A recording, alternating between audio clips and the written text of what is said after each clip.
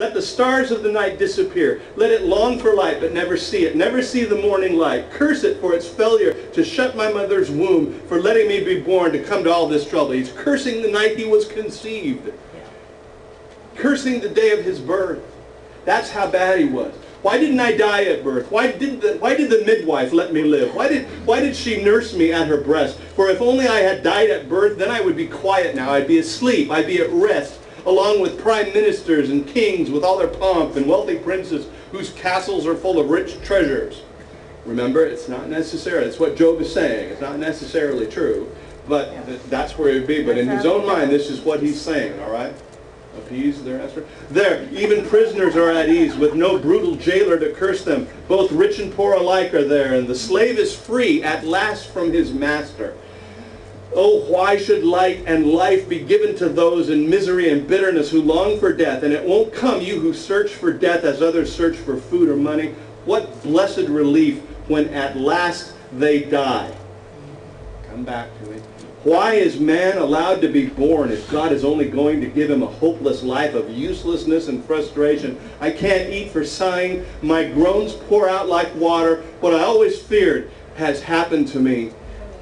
I was not fat and lazy, yet trouble struck me down. And this is his outburst after 7 days. And up until that time, all of his friends are sitting around trying to figure out what to say. And in their own mind, they're thinking this. At least Eliphaz is. He's going, well, obviously, this has happened to Job because, Job, you're a sinner.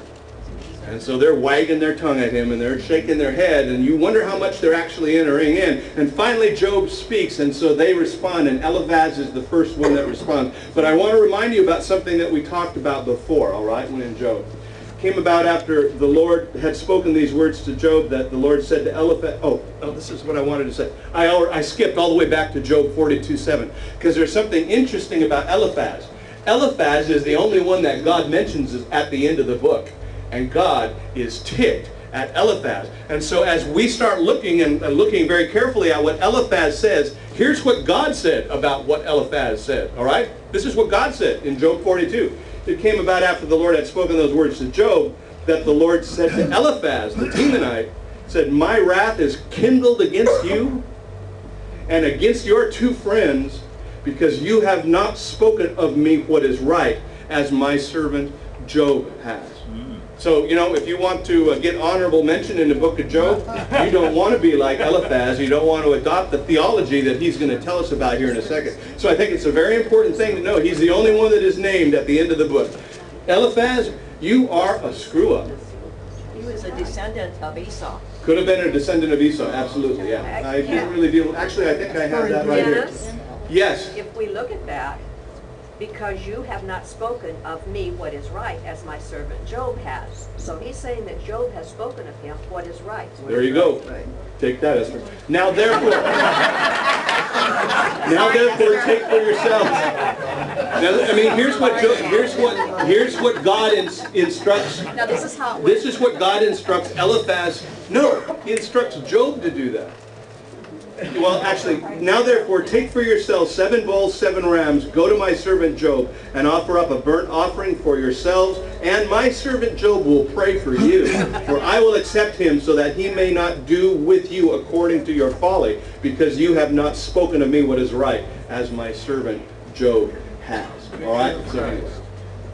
All right, so now we go. Let's go back to this scene. And Eliphaz, this is where I talked about Eliphaz being... The name, interestingly, means God of gold. And that's interesting for Eliphaz, because Eliphaz is one that believes in this idea that if you do right, then God will bless you. God of gold. Was one of Job's friends, probably a descendant of Eliphaz, the son of Esau, since he's called a Temanite, and Teman was Eliphaz's oldest son. He appears in the book of Job in the Hebrew Bible. Eliphaz appears mild and modest in his first reply to Job's complaints. He argues that those who are truly good are never entirely forsaken by providence, but that punishment may justly be inflicted for secret sins. This is Eliphaz. He's going, Job, come on, fess up. What was it you did? He denies that any man is innocent and censures Job for asserting his freedom from guilt. Eliphaz exhorts Job to confess any concealed iniquities to alleviate his punishment. His arguments are well supported, but God declares at the end of the book that Eliphaz believed an erroneous view of divine dispensations. Job offers a sacrifice to God for Eliphaz's error. All right, so here's the point. Here's Esther. Yeah. So Job has just finished his outburst, and here's Eliphaz saying, "Will you let me say a word?" I mean, because after that outburst, Job, I mean, who could keep from speaking out? In the past, you've told many a troubled soul to trust in God. I like this, what he's telling about God. He knows what Job is like. He says, in the past, you've told many a troubled soul to trust in God, and you have encouraged those who are weak, or who are falling, or who lie crushed upon the ground, or who are tempted to despair. You've encouraged those. You know, Job truly could be a member of Barnabas' group. He was an encourager. This is Job. But now when trouble strikes you, you faint and are broken. At such time as this, should not trust in God still be your confidence? Shouldn't you believe that God will care for those who are good? See, remember when we talked about this? God will care for those who are good. That's that theology of retribution, the definition. Righteousness is rewarded with blessings, evil is punished with curses. Is that always true on earth? No, it's not always true. In other words, the corollary we would get from that is, well, if there's a man who is suffering, the reason he's suffering is because he's done evil. Is that true? No. Maybe, but it's not always true. That's the point. And that's what Eliphaz made. That's the error Eliphaz made, because this was his theology. And so he said, this is what is true for you, Job. And that's the problem. When we ever should do something like this, we can't be the kind of friend that Eliphaz is. We can't make judgments. Judgment is mine, saith the Lord. God doesn't say blessing is mine, saith the Lord. He says, no, you guys go out and bless. You're a child of Abraham. Bless people. You're a priest according to the priesthood of Melchizedek. Go out and bless people. But judgment is mine, saith the Lord. And what do we want to do? Well, we want to offer judgment. You know, we want to do that. Now, some people have a gift for it, you know, but a lot fewer people than suppose they do. A man who is suffering has done evil. A man who is prospering is righteous. Neither one of them are necessarily true. They may be, but it's not necessarily true. So you just don't know, folks. Theology of retribution. The statement of the principle comes right here. Remember, who that was innocent is ever perished. This is what Eliphaz is going to just said. Or where were the upright cut off? As I have seen. This is always a problem. As I have seen. What is he saying? It is my experience. Those who plow iniquity and sow trouble reap the same. Is this true? Yeah, some do. Some do. It really is true. But you can't then go the next step and say, well, therefore, Job, it's you. Don't do that. You want to be a good friend? Keep your mouth shut sometimes. I'm sorry. That was really... I should keep my mouth shut. Problems with this dogma, it leads to erroneous conclusion. We get a false measure of righteousness.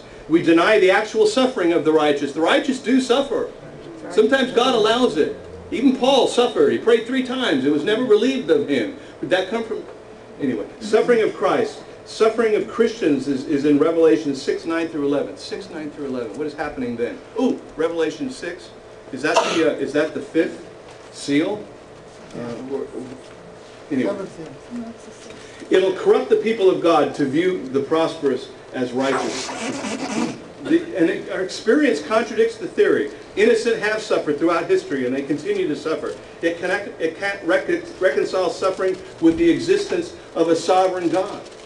In other words, when you got your God in the box, and you know, hey, if I'm good, He'll do this. If I'm bad, this happens. You don't need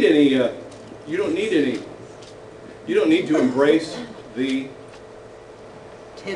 tension. Embrace the tension.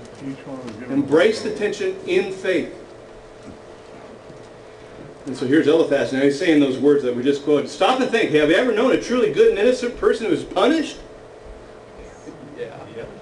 Experience teaches that it is those who sow sin and trouble who harvest the same. Job, you're experiencing trouble right now, so guess what? I know where that comes from. Come on, fess up. He says, they die beneath the hand of God. Though they are fierce as young lions, they shall all be broken and destroyed. Like aged helpless lions, they shall